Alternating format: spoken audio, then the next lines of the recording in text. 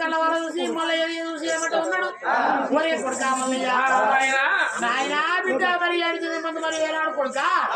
మరి విజయనగరం మండలి నాటి నుంచి నిన్ను మల్లయ్య నిన్ను గుర్తించి పర్వతం కొండలంటే మరి ఏనాడు నిన్ను ఉంచిన